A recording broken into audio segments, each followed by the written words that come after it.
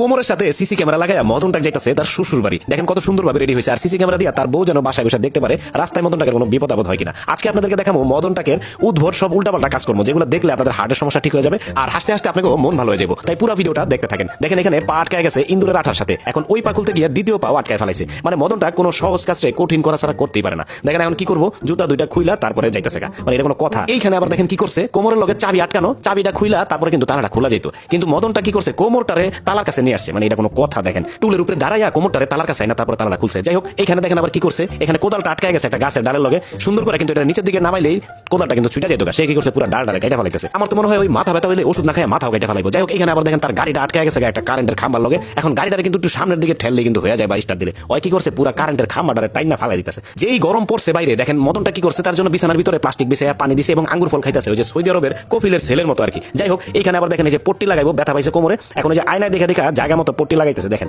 আয়নার ভিতরে পট্টি লাগাইছে, সে নিজের কোমরে না লাগায়া। কথায় আছে সেফটি ফার্স্ট, মানে নিরাপত্তাই প্রথম। সেজন্য দেখেন স্কুটার চালানোর সময় মদনটাক এইভাবে সুন্দর করে নিরাপত্তার জন্য এই ব্যবস্থা গ্রহণ করে। দেখেন কত সুন্দরভাবে সে পুরোপুরি নিরাপদ।